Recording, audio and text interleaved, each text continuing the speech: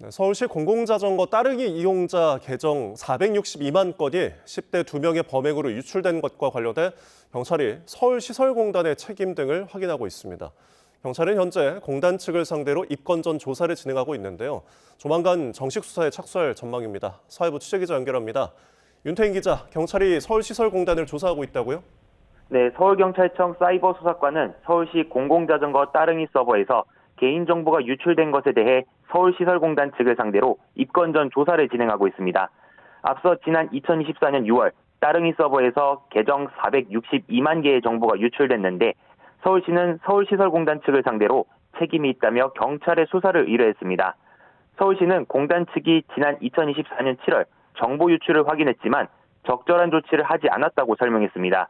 개인정보보호법을 따른다면 공단 측은 정보 유출을 알게 된 후 바로 관계기관에 신고해야 하는데요. 현재 경찰은 공단 측의 개인정보보호법 위반 등의 책임을 물을 수 있는지를 보고 있는데 조만간 정식으로 수사에 착수할 것으로 보입니다.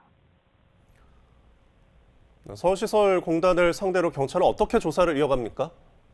네, 서울시의 수사 의뢰는 서울시설공단이 지체 없이 정보 유출 통보를 하지 않았다는 의혹이 있다는 취지로 전해졌습니다. 경찰은 서울시 관계자에 대한 조사는 진행했다면서도 명확한 수사 일의 취지를 확인하기 위해 서울시에 추가 자료를 요청했다고 설명했습니다. 또 정확히 책임이 있는 공단 담당자를 특정하기 위해서도 추가 자료가 필요하다고 밝혔습니다. 공단 측을 상대로도 참고인 조사를 진행하기 위해서는 추가 자료를 받은 뒤 시작할 계획이라고 설명했습니다. 네, 이 따릉이 서버에서 정보를 유출한 피의자들의 나이가 10대였죠. 네, 따릉이 계정 정보가 서버에서 유출된 건 지난 2024년 6월로 피의자 2명은 당시 중학생이었습니다.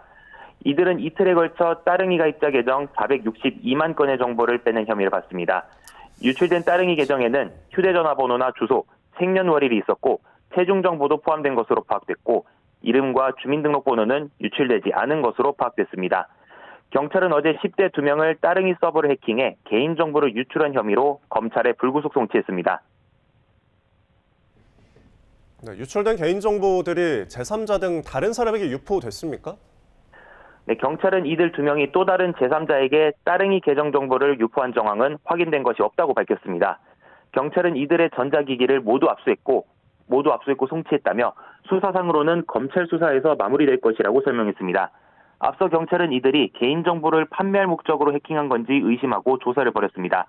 다만 개인정보가 통상적으로 거래되는 다크웹 등을 접속한 정황은 확인하지 못했다고 설명했습니다.